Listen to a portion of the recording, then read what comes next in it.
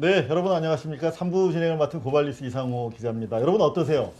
저도 지금 1, 2부 지켜봤는데 너무 재밌네요. 그리고 사실 이 청와대 출출간에는 정말 많은 기자들이 취재를 하고 계십니다. 그런데 뉴미디어 풀을 이렇게 만들어 주신 그 큰 뜻이 있으신데 저희가 오늘 그 뜻의 일부라도 보답을 하고 있는 것 같습니다. 여러분들이 뉴미디어는 이전 매체들과 달리 숨길 수가 없어요. 숨길 수가 없습니다. 이 매력을 감출 수가 없네요. 오늘 보니까 많은 분들 댓글로 강훈식 비서실장 응원하는 그런 댓글을 올려주고 계시는데요. 다른 기존의 인터뷰 분위기와 달리 좀 편하게 3부에서는 마지막 매력을 좀 더 발산할 수 있는 기회를 좀 드려볼까 합니다. 함께 해주십니다. 뉴스핌의 김미경 기자. 네, 안녕하십니까. 뉴스핌의 김미경입니다. 네, 뉴미풀 저희 부간사님이십니다. 그리고 3프로TV가 가장 잘생긴 기자를 오늘 보내주셨습니다. 이주호 기자. 네, 안녕하세요. 3프로TV 이주호 기자입니다. 권 팀장이 좀 아직 얼굴이 좀 안 된다 그래서 네. 대신 보냈어요. 이거 본인이 이렇게 말할 수 있구나. 되게 용기 있는 기자다. 그러니까 여기까지 올 수 있었다고 합니다. 3프로TV가 분위기가 상당히 자유로운 회사인 것 같아요. 자유로워요. 네. 네, 좋습니다. 자, 일단 저희가 지금 시간이 앞부분에서 살짝 지금 잡아먹기 때문에 저희 질문을 좀 짧게 던지고 좋은 말씀을 빨리빨리 한번 들어보도록 하겠습니다. 메가 프로젝트 너무 좋은데 이름이 좀 어렵다. 맞습니다. 뭐 그런 분들이 많아요. 근데 좀 더 쉬운 이름을 좀 찾아봐야 되지 않을까요? 오늘 이렇게 제안해 주시니까 네. 요 방송 보시는 시청자분들 뿐만 아니라 다른 데도 좀 널리 알려주십시오. 그 좋은 이름을 좀 찾고 싶습니다. 뭐 우리나라의 경제를 발전시켰던 뭐 예전에는 한강의 기적 뭐 이런 프로젝트도 있었잖아요. 네. 뭐 그런 뭐 예를 들면 지방의 기적이든지 뭐 아니면 새로운 이름을 여러분들께서 좀 뭐 줄임말도 좋고요. 6글자를 넘지 않는 사실 아침에 대통령께서 티타임 하시면서 메가 프로젝트 너무 어려워요. 새로운 이름 없어요? 이러는데 이제 저희들도 솔직히 말씀드리면 매일 하루하루 치덕치덕 막 일에 막 이렇게 넘어지고 막 그러니까. 자빠지고 하면서 갔기 때문에요. 여러분들이 신선한 아이디어 좀 주시면 어디다가 알려달라고 그럴까요? 제 페이스북도 괜찮고요. 제 유튜브도 괜찮고 댓글로 달아주시면 저희가 뭐 보내드린다고 할 수 있나? 뭐 하여튼 아니 그건 저희들 9개 방송 거기다가도 저희가 보내주세요. 알아서 네. 후사하겠습니다. 지금 당장 실시간으로 여러분들 댓글로 올려주시면 감사하겠습니다. 많은 분들 강훈식 실장님 최고 잘하십니다. 화이팅 올려주고 계신데요. 홍익 프로젝트라는 대안도 홍익. 바로 홍익 올려주셨고요. 프로젝트. K 골든 에이지 프로젝트 완전히 이분 영어로 도배를 해주셨습니다. 그런데 사실 저희 또 시청자분들이 원유대사라고 하는 네. 호칭도 붙여드렸거든요. 저는 집단 지성으로 좋은 이름 여러분들이 지어주시기를 기대합니다. 자, 그 뭐 다른 걸 떠나서 단적으로 90도 인사가 맞습니다. 의미하는 것들이 정말 국민들 사이에 그 뭐 금액으로 한 뭐 4천조 뭐 감이 안 오는데 대통령의 90도 인사가 의미하는 걸로 많은 느낌이 오거든요. 근데 애시당초 절을 하시려고 그랬다면서요? 네, 대통령께서. 그러니까 제가 사실은 그렇게까지 진행될 거라고 생각은 안 했는데 처음에 대통령께서 이렇게 참모들하고 대화를 하면서 이 정도 규모의 얼마만큼 투자 발표가 있을 거다 이렇게 알고 나셔서 오셔서 나 큰절이라도 해야 되겠는데요. 이제 행사 그날 아침이죠. 발표하는 날 아침에 큰절하면 안 되겠냐고. 그래서 근데 순간 이렇게 머리가 멍해지잖아요. 대통령이 큰절한다는 생각을 못 해보니까 그래서 근데 그렇게 하면 대통령님의 고마운 마음은 표현되긴 할 것 같은데 회장님들이 욕 먹을 것 같아가지고 대통령 그쪽을 반대로 욕 먹일 것 같습니다. 그랬더니 그럼 제가 90도로 인사해야 되겠다. 그래서 아니 뭐 그렇게 하셔도 충분히 대통령님 마음은 전달될 겁니다. 사실은 그 두 분은 모르셨어요. 90도 인사하는 거는 저는 알고 있었고 그 두 분은 모르셨어요. 그 화면 보시면 약간 어색해 하세요. 약간 이거 어떡하지? 약간 그 두 분들이 네. 그 어정쩡 하셔갖고 인사를 하시니까 같이 봤잖아요. 그래서 그거는 짜고 한 게 아니라 뭐 대통령님만 알고 집행을 했었고요. 대통령 정말로 너무나 감사하고 지역 균형 발전이라는 걸 실천하기 위해서 뭐가 필요하냐. 이전 정부, 특히 우리 민주진보 정부에서는 지역 균형 발전을 계속 노력해왔지만 뚜렷한 성과를 만들지는 못했는데 어떻게 해야 될까, 어떻게 해야 될까 하다 기업 투자가 그렇게 가준다고 하니까 너무 즐겁고 또 너무 감사하고 그리고 이 프로젝트를 청와대 시그니처 프로젝트로 생각해야 되겠다고 저희가 마음을 먹고 진행을 할 계획입니다. 네.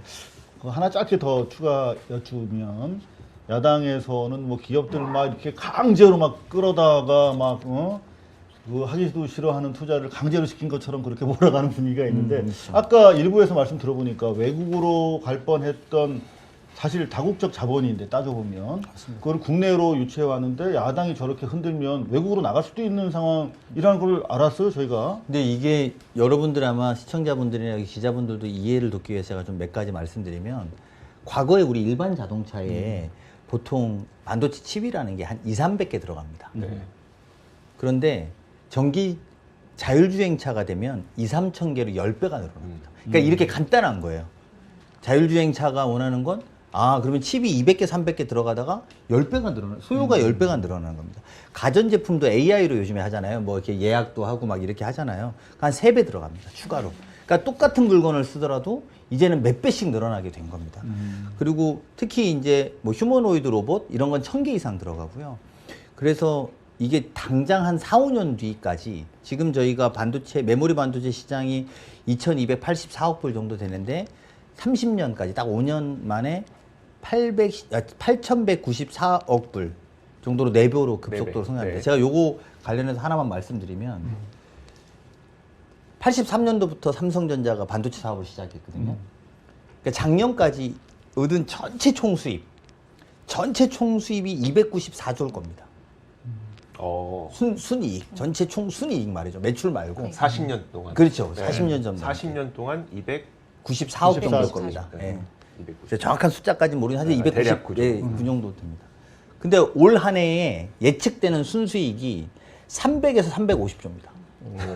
그러니까 여러분들 이거는 우리가 지금 다른 레벨의 투자와 다른 레벨의 시장 상황을 맞닥뜨린 겁니다. 그러니까 지금 10배가 필요하다고 제가 아까 뭐 자율주행차 몇 가지로 설명을 해드렸잖아요. 그러니까 이거는 어마어마한 거죠. 그래서 올해 물론 뭐 350조를 삼성전자만 순이익을 350조를 예측하는 분도 300조를 예측하는 분도 있는데 지난 40몇 년간 83년부터 25년까지 한 전체보다도 올 1년이 높은 겁니다. 근데 이게 두 가지 의미를 존재하는 거죠. 하나는 뭐냐면 이게 시장 가격이라는 게 희소성 때문에 올라갔다. 그래서 엄청 비싸게 팔린다.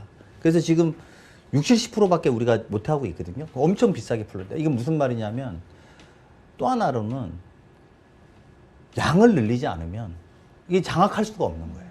물리적으로. 그러니까 이 양을 반도체를 많이 찍어야 되는 게 급속도로 요구가 되고 있는 겁니다. 이거를 알면 뭐 기업을 팔을 비틀었다든지 뭐 이런 주장을 하시는 분들이 일부 계시던데 그건 사실은 되게 너무 기업 사정을 모르시는 거죠.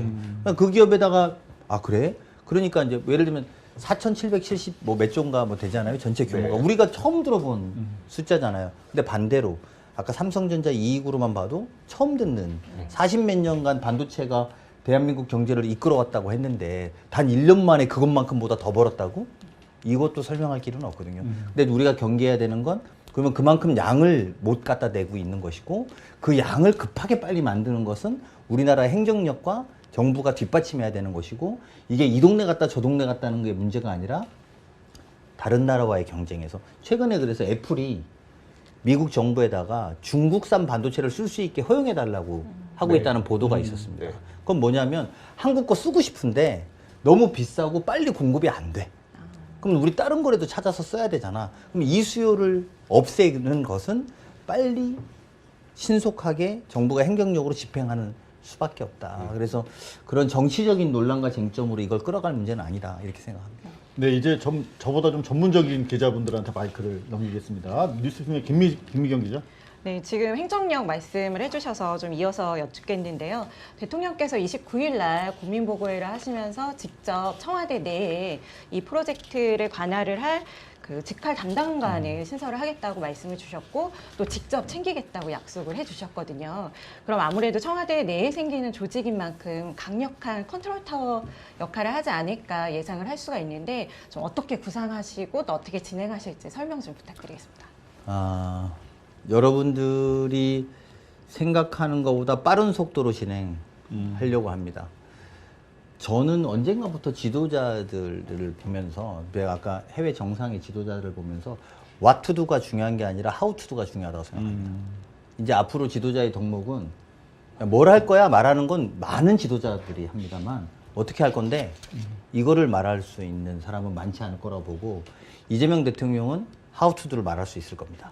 많은 분들이 이런 이야기 합니다. 야, 그게 그렇게 짧은 기간 안에 그게 가능해? 지금까지 우리가 본 적이 없는데 그게 안 될 텐데 이런 문제 제기를 많이 하시고 우리는 그런 저항과 우려, 걱정들을 넘어서는 모습을 보여드려야 된다는 것이고 그게 how to do로 반영되도록 노력할 계획입니다. 그래서 그렇게 할 것이고 그거를 담당하는 분을 지금 고민하고 있고 머지않아서 여러분들께 보고 드릴 수 있을 거다. 그리고 그분은 당연히 청와대에서 직할 체제로 운영될 수 있도록 최단기간으로 보고할 수 있는 시스템으로 운영할 수 있도록 아마 보고될 거고 또 그 과정도 국민 여러분들께 어떻게 진행되고 있는 게 보이도록 저희가 할 계획을 갖고 있습니다. 네, 김미경 기자. 네, 속도 말씀을 주셨으니까 좀 이어서 여쭤보면은 실장님께서도 파격적인 속도를 좀 예고를 하셨어요. 2년 내에 인프라 시설 다 마무리하고 또 임기 내에 완공하겠다. 이것도 정말 굉장한 속도전이 아닐 수가 없는데 근데 사실은 기존에는 한 뭐 9년 정도까지 걸릴 정도로 시간이 많이 걸렸던 사업을 이게 어떻게 2년 만에 혹은 4년 만에 다 할 수 있을까 또 기대도 되고 걱정도 되는 게 사실인데요. 좀 그 속도전 어떻게 해결을 하실지 궁금합니다. 생각해보면 저는 이렇게 막 정쟁적인 이슈에 별로 말하고 싶지는 않습니다만 정쟁적으로 확장되는 거에 대해 말하고 싶지 않습니다만 사실 문재인 대통령 때 저희가 신재생 에너지를 호남에 하면서 진행을 해왔고 그게 윤석열 정부를 지나면서 조사나 수사로 인해서 주춤거리고 일부는 되게 중국한테 따라잡혀서 중국의 태양광 싼 패널에 우리가 먹히고 전기 오토바이는 한국산을 찾기도 어려운 지경까지 간 것에 대해서 전 부정할 수 없다고 봅니다. 즉 정치가 이 문제에 합심해준다면 전 충분히 해결할 수 있을 거라고 생각합니다. 인허가의 문제라든지 또 뭐 용수 공급, 지자체 인허가, 또 전력망 확충 같은 것들이 대부분 지연 사유고 그것들도 사실 확인해 보시면 전력망 확충은 한전에서 보내는 시간이 제일 많고요. 뭐 예를 들면 그 다음에 인허가의 문제에서는 지자체에서 보내는 시간이 제일 많고 확인해 보면 다 그렇습니다. 이런 것들을 여야 할 것 없이 우리가 국가대항전으로 국가의 미래 먹거리를 준비한다는 각오로 함께 힘을 모아주시면 전 충분히 가능하고 또 그거를 위해서 대통령은 언제든지 야당의 협조를 요청하고 적극적으로 노력할 계획이라는 말씀을 드리고요. 뭐 지금도 제가 뭐 지난번에 백브리핑에서 용수 공급이 뭐 안 된다고 그래서 제가 자초지정 대략 설명해 드리고 아마 기후부가 확인도 해 주시고 이러셨을 텐데요. 준비는 돼 있습니다. 그리고 다만 이게 정쟁으로 흐르지 않게 하는 것. 그래서 또 다른 중단이나 또 다른 딜레이를 만들지 않게 하는 것은 우리가 신재생 에너지 때 본 것처럼 좀 힘을 모아주시는 게 필요하다. 이 말씀 드리고 싶습니다. 네, 우리 김미경 기자 확실히 질문의 격이 다르다. 뭐 이렇게 칭찬들 많이 해주시고 답은 더 좋다. 뭐 이런 말씀드립니다. 기왕에 뭐 질문하실 때 하나 더 해주시면 어떨까요? 네. 이거 국민분들이 굉장히 관심 있어 하실 사안이라서 제가 여쭤보면은 대통령께서 어제 국무회의 진행하시면서 이제 미사용된 카드 포인트를 이제 포함해서 뭐 멤버십 포인트 같은 게 수십 조가 사용이 안 되고 있는데 이거 지역 화폐로 좀 전환하는 방법 찾아봐라 이렇게 주문을 하셨단 말이에요. 그래서 제가 추가로 좀 찾아봤더니 지난해 말 기준으로 이 미사용 카드 포인트하고 뭐 미거래 투자자 예탁금 그리고 미수령 배당금을 합쳤더니 한 18조가 넘는 걸로 나오더라고요. 그래서 물론 이제 지난해 말 기준입니다. 그래서 이걸 정말 지역화폐로 전환을 해서 사용을 할 수 있는 건지 기대가 굉장히 크실 것 같아요. 국민분들 좀 어떻게 진행될지 말씀 좀 부탁드릴게요. 청와대에서 이게 이제 사실은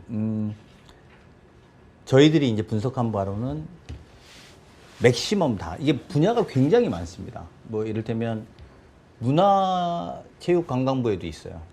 뭐 어디 업체를 말하기는 어렵지만 화장품사도 포인트가 쌓이잖아요. 그리고 뭐 카드사는 당연하고요. 항공사 마일리지도 있고요. 그럼 이제 국토부죠. 항공사 마일리지.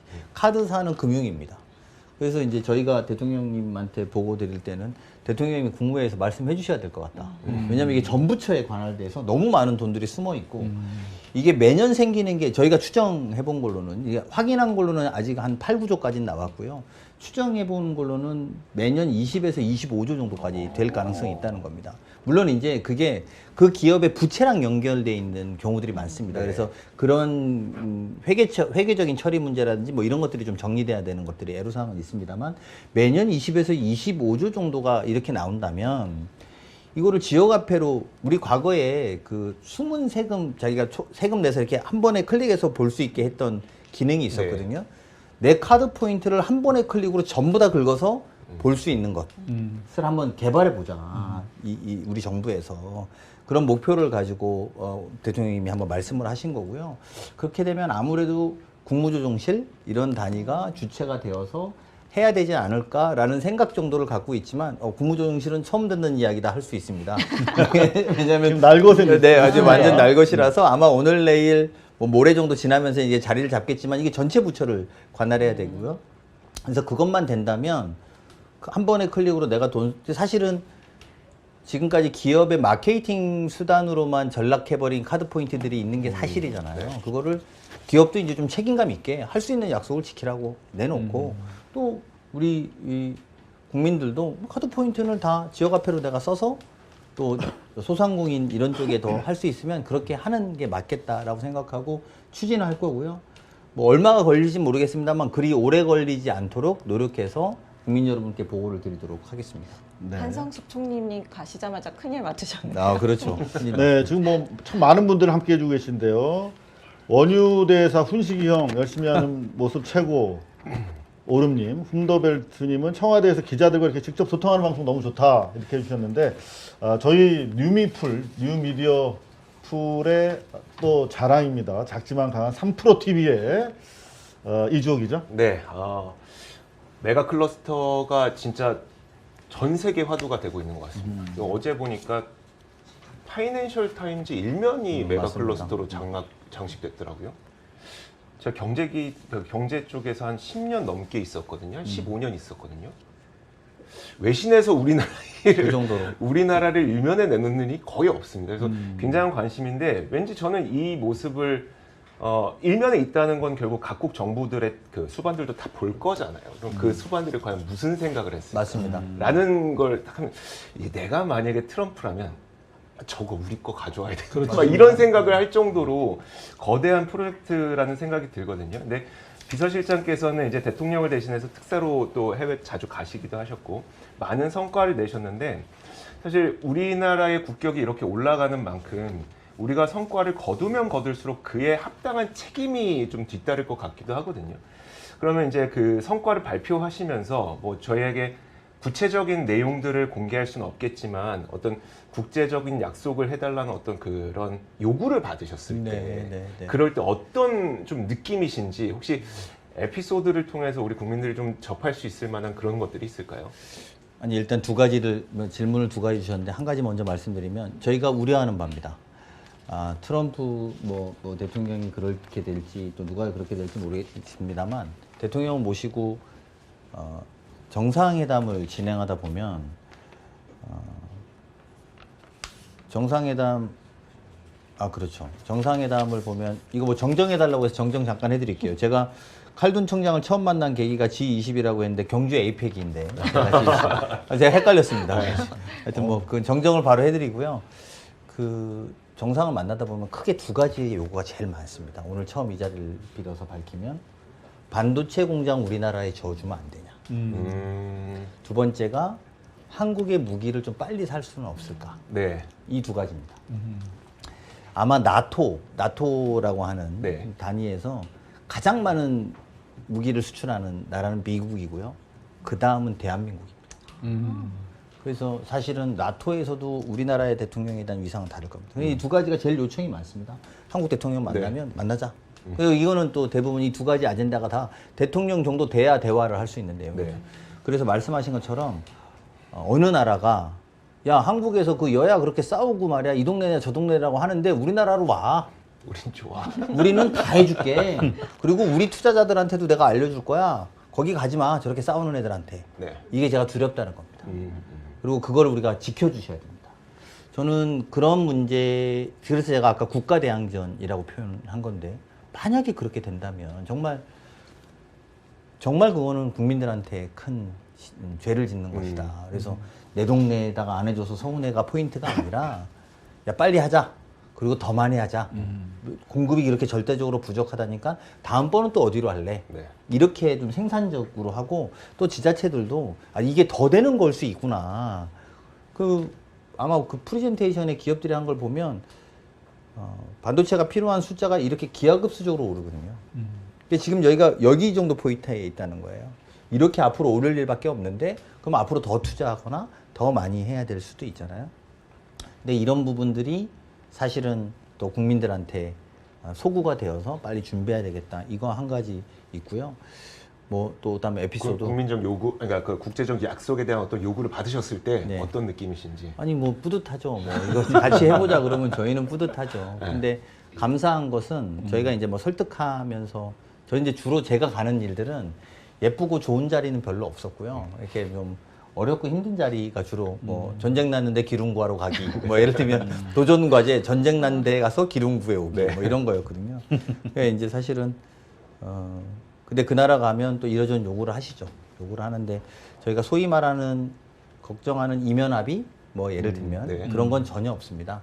액면 그대로 국민들한테 보고 드렸고 그런 이야기거리도 없고 오히려 그러면 어떻게 그거를 해갖고 왔냐 이제 이런 게 궁금하실 텐데 그 진짜로 설득을 잘했다. 그리고 우리가 그만큼 커졌다. 우리가 정말 큰 나라가 된 겁니다. 그래서 좀 자신감을 가지고 대응하면 그 국제적인 요구에 대해서도 맞출 수 있다.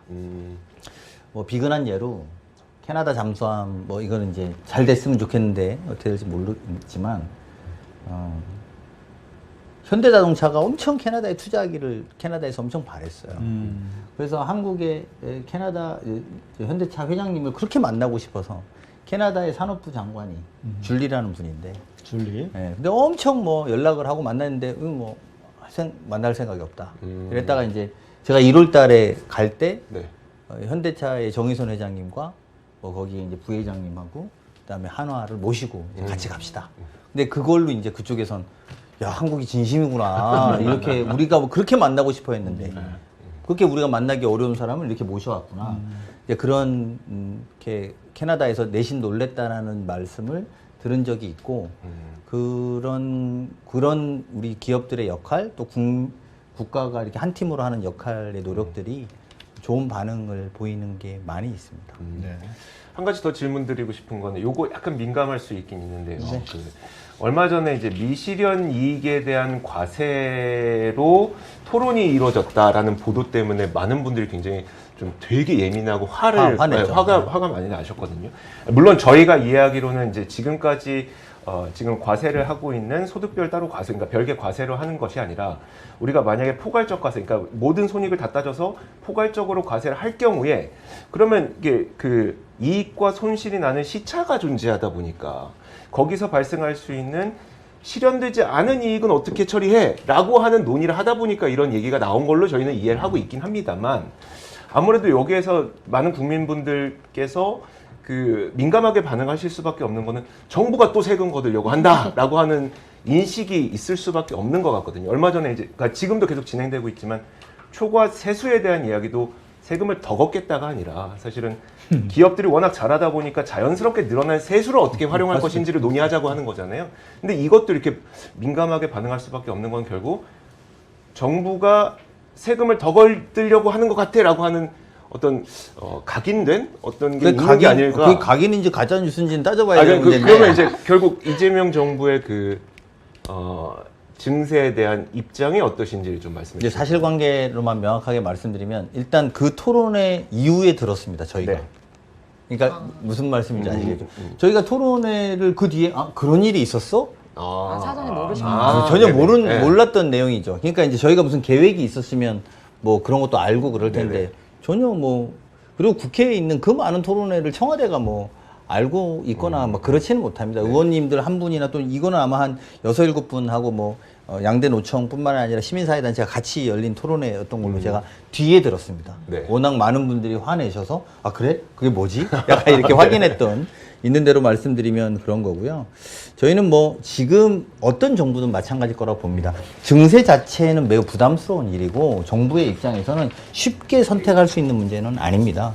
그리고 지금 정책적 수단으로서 그렇게 쉽게 논의하고 뭐 풀어갈 문제는 아니다. 그래서 그런 문제에 대해서는 신중하게 고민하고 있지, 이런 방식으로 국회에서 막 이렇게 해봐라, 이런 방식으로는 지금까지 논의한 적은 없다. 이렇게 말씀을 드리겠습니다. 네, 지금 뭐 참모분들께서 좀 빨리 끝내야 된다고 지금 약속된 시간을 살짝 저희가 오버하고 있습니다. 아니, 괜찮습니다. 뭐, 그만큼 이제 해주실 말씀이 많으신 분입니다. 많은 분들 함께 하시면서 강 실장 얼마나 더 발전할지 기대된다. 아닙니다. 원유대사 인물보다 실력이 더 낫네요. 뭐 이 정부 너무 든든해요. 이게 많은 분들 댓글로 소통해 주셔서 감사한데요. 저희가 뉴미디어 풀을 만들어 주시고 이렇게 또 오픈 스튜디오까지 준비해 주신 만큼 저희 뉴미디어 9개에서 앞으로 더 막중한 책임감을 가지고 더 많은 정말 소통을 해 나가야겠다라고 생각이 됩니다만, 그래도 오늘 오픈 스튜디오 첫날인데 네. 정말 많은 특종을 오늘 암암리에 사실은 던져주셨습니다만 하나만 더 한번 요청을 해볼게요. 마지막으로 짧게.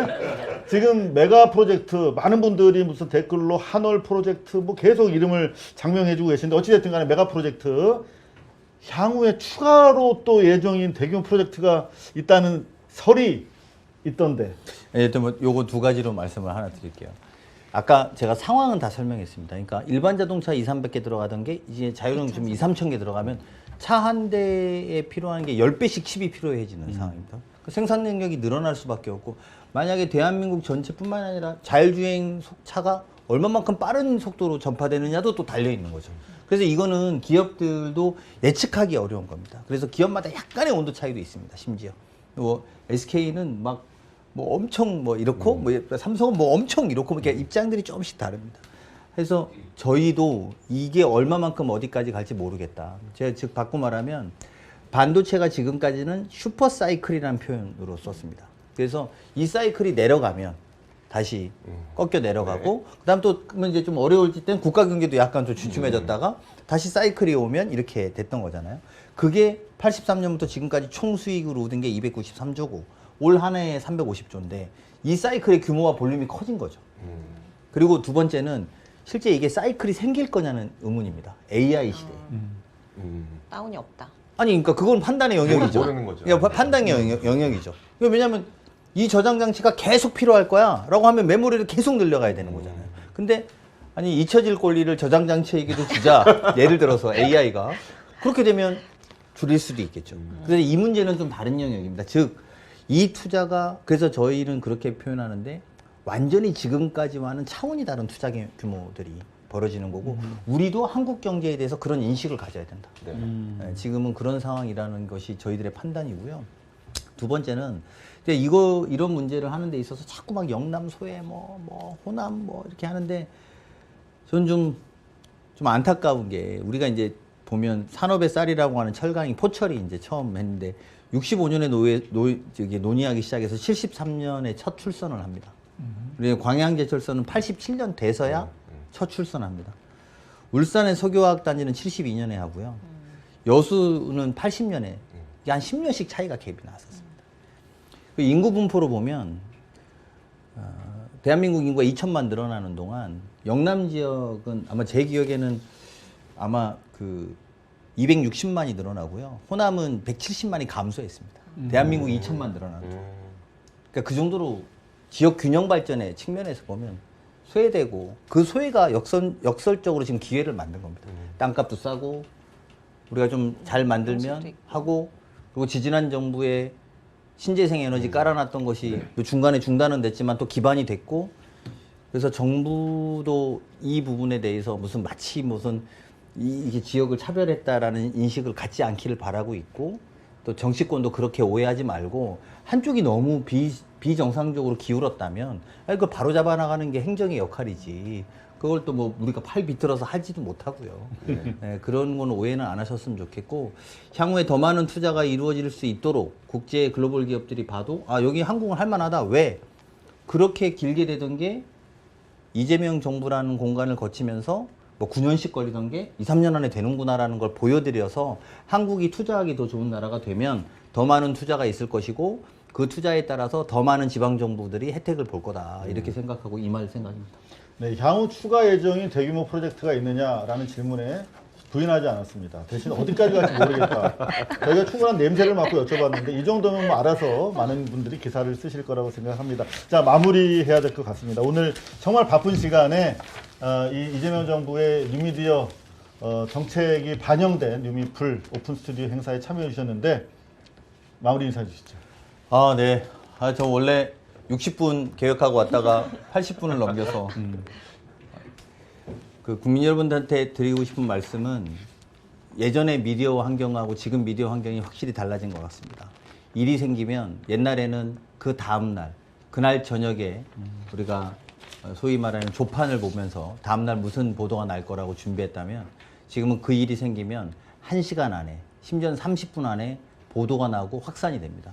물론 언론인들도 그렇기 때문에 되게 신중하게 보도해 주셔야 될 거라고 저희는 생각하고 있고, 가짜 뉴스도 그만큼 빠르게 확산되고, 또 저희 입장에서 보면 저희가 하려고 하는 의도가 덮여질 때도 되게 많아서 안타까울 때가 많습니다.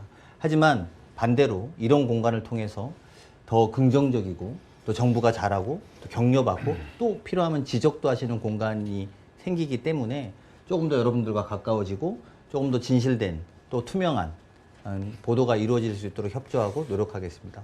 다시 한번 오늘 이렇게 저를 불러주셔서 감사하고요. 저 원래 재밌는 아이인데 재미없게 말씀만 드리고 오늘 가서 재밌었습니다. 죄송하게 생각합니다. 하여튼 네, 이렇게 불러주셔서 다시 한번 감사드립니다. 네, 감사합니다. 감사합니다. 이게 사실 시사 뉴스를 하면서 댓글이 이렇게 풍성하고 더 해줘요, 재밌어요, 감사합니다, 이런 정부, 이런 비서실장 처음이 아닌가 싶습니다. 우리 오늘 강훈식 비서실장을 첫 손님으로 해서 앞으로 뉴미디어 풀 청와대 라이브 계속될 것을 약속드리고요. 마지막으로 대통령 춘추관 현장 담은 많은 이제 프로그램들을 오늘을 기점으로 해서 9개 사가 각자 또는 힘을 합쳐서 많은 프로그램들을 이제 송출해 낼 것입니다. 프로그램 예고 영상 마무리하면서 여러분들 인사 올리도록 하겠습니다. 시청해주신 여러분 대단히 감사합니다. 감사합니다. 대한민국이 마주한 중요한 이슈, 정치, 경제, 사회. 우리 사회의 핵심 현안을 진단합니다. 논쟁을 넘어 정책을 논하고 해법을 제안하는 시간. 입법이 필요한 과제를 깊이 있게 분석하고 각 분야 전문가들의 다양한 시각으로 실현 가능한 정책 대안을 모색합니다. 뉴스핌의 새로운 시작, 새로운 무대. 이제 청와대에서 함께합니다. 뉴스핌 이슈 터미네이터 인 청와대.